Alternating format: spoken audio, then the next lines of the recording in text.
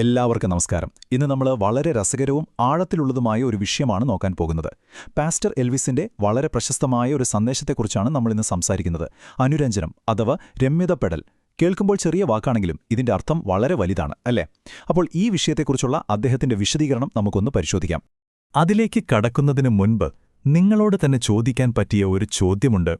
ജീവിതത്തിൽ യഥാർത്ഥ സമാധാനം എങ്ങനെയാണ് ലഭിക്കുന്നത്? നമ്മൾ സാധാരണ ചിന്തിക്കുന്നത് സമാധാനമെന്നത് വെറുമൊരു തോന്നലാണെന്നല്ലേ? എന്നാൽ ഈ സ്രോതസ്സുകൾ പ്രകാരം അതങ്ങനെയല്ല. സമാധാനത്തിന് വ്യക്തമായൊരു ഘടനയുണ്ട്. അതെങ്ങനെയാണെന്ന് നമുക്ക് നോക്കാം. ഈ സന്ദേശത്തെ എളുപ്പത്തിൽ മനസ്സിലാക്കാൻ പാസ്റ്റർ 5 പ്രധാന ഭാഗങ്ങളായി തിരിച്ചിട്ടുണ്ട്. 1. ദൈവവുമായുള്ള അനുരഞ്ജനം. 2. പ്രിയപ്പെട്ടവരുമായുള്ള സമാധാനം. 3. ലോകത്തിലും ജോലിസ്ഥലത്തുമുള്ള സമാധാനം. 4. ന്യായപ്രമാണത്തിന് വിരുദ്ധമായ കൃപ. അവസാനമായി ക്ഷമയുടെയും സമാധാനത്തിന്റെയും പാത. അപ്പോൾ നമുക്ക് ആദ്യത്തെ ഭാഗത്തേക്ക് വരാം. ദൈവവുമായുള്ള അനുരഞ്ജനം. ഇതാണ് ഈ സന്ദേശത്തിന്റെ ഏറ്റവും പ്രധാനപ്പെട്ട അടിത്തറ. ഇതിൽ വളരെ വ്യക്തമായി പറയുന്നൊരു കാര്യമുണ്ട്. മനുഷ്യന്റെ ആദ്യ അവസ്ഥയെ പാപികളും ശത്രുക്കളും എന്നാണ് പാസ്റ്റർ വിശേഷിപ്പിക്കുന്നത്. എന്നാൽ യേശുക്രിസ്തുവിലൂടെ നമുക്കു ലഭിച്ച പുതിയ അവസ്ഥ എന്താണെന്നോ? അനുരഞ്ജനവും രക്ഷയും. അതായത് ഈ ശത്രുതയിൽ നിന്ന് രക്ഷയിലേക്കുള്ള മാറ്റമാണ് സുവിശേഷത്തിന്റെ അടിസ്ഥാനം എന്ന് അദ്ദേഹം വളരെ കൃത്യമായി ചൂണ്ടിക്കാട്ടുന്നു. ഇനി രണ്ടാമത്തെ ഭാഗം, പ്രിയപ്പെട്ടവരുമായുള്ള സമാധാനം. ദൈവവുമായുള്ള സമാധാനം മാത്രം പോരല്ലോ, അത് നമ്മുടെ ചുറ്റുമുള്ളവരുമായി എങ്ങനെ പ്രായോഗികമാക്കാമെന്നാണ് ഇവിടെ പറയുന്നത്. ഇവിടെ 490 എന്ന സംഖ്യ വളരെ ശ്രദ്ധേയമാണ്. മത്തായിയുടെ സുവിശേഷം 18-ാം അധ്യായം ഉദ്ധരിച്ചുകൊണ്ട് സന്ദേശത്തിൽ പറയുന്നതിങ്ങനെയാണ്: ഒരു സഹോദരൻ തെറ്റ് ചെയ്താൽ എത്ര വട്ടം ക്ഷമിക്കണം? വെറും 7 വട്ടമല്ല, 70 ഗുണം 7 വട്ടം, അതായത് 490 തവണ. ചുരുക്കത്തിൽ നമ്മൾ പരിധിയില്ലാതെ ക്ഷമിക്കണമെന്നാണ് ഇതിലൂടെ അർത്ഥമാക്കുന്നത്. ഇത് എങ്ങനെ ചെയ്യണമെന്നതിന് മത്തായി 5:24 നിന്നുള്ള വ്യക്തമായ 3 ഘട്ടങ്ങളുണ്ട്. 1. നിങ്ങളുടെ വഴിപാട് യാഗപീഠത്തിൽ വെച്ചേക്കുക. 2. ആദ്യം പോയി സഹോദരനുമായി രമ്യതപ്പെടുക. അതിനുശേഷം മാത്രം മൂന്നാമതായി വന്ന് വഴിപാടർപ്പിക്കുക. നോക്കൂ, മതപരമായ കാര്യങ്ങളെക്കാൾ എത്രത്തോളം പ്രാധാന്യമാണ് വ്യക്തികൾ തമ്മിലുള്ള സമാധാനത്തിന് നൽകിയിരിക്കുന്നതെന്ന് ഇത് നമ്മെ ഓർമ്മിപ്പിക്കുന്നു. സഭയ്ക്കുള്ളിലെ ഐക്യത്തെക്കുറിച്ചും ഈ സന്ദേശം ഊന്നി പറയുന്നുണ്ട്. ഉച്ചനീചത്വങ്ങൾ ഇല്ലാതാക്കുക എന്നതാണ് പ്രധാന ആശയം. അതായത് സഭയ്ക്കുള്ളിൽ വിശ്വാസികൾക്കിടയിൽ ജാതിയുടെയോ പണത്തിന്റെയോ അടിസ്ഥാനത്തിൽ യാതൊരു വേർതിരിവുകളും പാടില്ല എന്ന് ഈ വാചകം വളരെ കൃത്യമായി വ്യക്തമാക്കുന്നു. അടുത്തതായി മൂന്നാമത്തെ ഭാഗം, ലോകത്തിലും ജോലിസ്ഥലത്തുമുള്ള സമാധാനം. നമ്മുടെ വീടും സഭയും വിട്ട് പുറത്തേക്കിറങ്ങുമ്പോൾ ഈ സമാധാനം എങ്ങനെ കാത്തുസൂക്ഷിക്കാം എന്ന് നോക്കാം. സ്രോതസ്സുകൾ പ്രകാരം പ്രധാനമായും 3 ഗ്രൂപ്പുകളെയാണ് നമ്മളിവിടെ പരിഗണിക്കേണ്ടത്.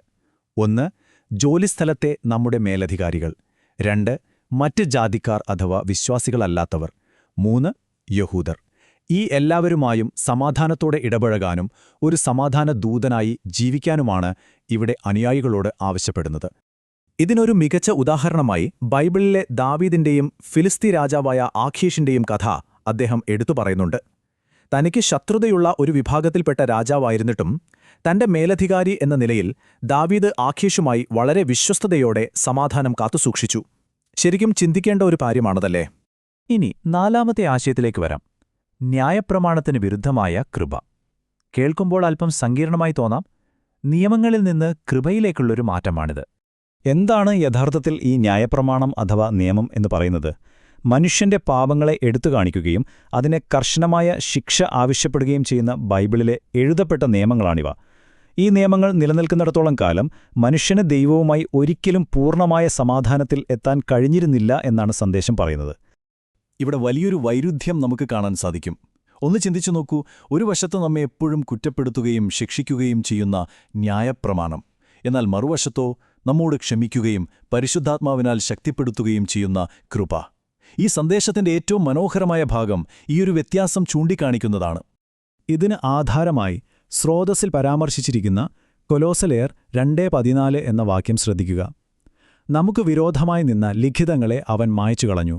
എന്നുവെച്ചാൽ മനുഷ്യനെ എപ്പോഴും കുറ്റപ്പെടുത്തിയിരുന്ന ആ പഴയ എഴുതപ്പെട്ട നിയമങ്ങളെ കൃപ കാരണം പൂർണ്ണമായും ഇല്ലാതാക്കിയെന്നാണ് ഇതിനർത്ഥം. വളരെ ശക്തമായൊരാശയമാണിത്. ഇനി നമുക്ക് അവസാന ഭാഗത്തേക്ക് കടക്കാം. ക്ഷമയുടെയും സമാധാനത്തിന്റെയും പാത. ഇതുവരെ നമ്മൾ സംസാരിച്ച കാര്യങ്ങളെല്ലാം ഒന്നിച്ചു ചേർത്ത് പ്രായോഗികമായി എങ്ങനെ ജീവിതത്തിൽ പകർത്താമെന്ന് നോക്കാം. പാസ്റ്ററുടെ സന്ദേശത്തിന്റെ ആകത്തുക ഈ 4 ഘട്ടങ്ങളിലൂടെ നമുക്ക് മനസ്സിലാക്കാം. 1. തുടക്കത്തിൽ മനുഷ്യൻ ദൈവവുമായി ശത്രുതയിലായിരുന്നു. 2. പിന്നീട് യേശുക്രിസ്തുവിന്റെ ബലിദാനത്തിലൂടെ ആ അവസ്ഥ മാറി. 3. തുടർന്ന് പരിശുദ്ധാത്മാവിന്റെ മാർഗദർശനം ലഭ്യമായി. 4. ഒടുവിൽ കൃപയാൽ നയിക്കപ്പെടുന്ന സമ്പൂർണമായ ഒരു സമാധാനത്തിലേക്ക് നമ്മൾ എത്തിച്ചേർന്നു. ഇതാണ് ഇതിന്റെ പൂർണ്ണരൂപം. അപ്പോൾ ഇതൊക്കെ കേട്ട് കഴിയുമ്പോൾ ഞാൻ നിങ്ങളോടൊരു ചോദ്യം ചോദിച്ചോട്ടെ. ഇന്ന് നിങ്ങൾക്ക് ആരുമായാണ് സമാധാനപ്പെടേണ്ടത്? നിങ്ങളുടെ ജീവിതത്തിൽ ആരോടാണ് നിങ്ങൾ ക്ഷമിക്കാൻ ബാക്കിയുള്ളത്? തീർച്ചയായും ചിന്തിക്കേണ്ട ഒരു കാര്യമാണിത്. എന്തായാലും ഈ കാര്യങ്ങളെല്ലാം നിങ്ങൾക്ക് വ്യക്തമായി എന്ന് കരുതുന്നു. പുതിയൊരു വിഷയവുമായി നമുക്ക് വീണ്ടും കാണാം. എപ്പോഴത്തെയും പോലെ കൂടെ ഉണ്ടായതിന് വലിയൊരു നന്ദി.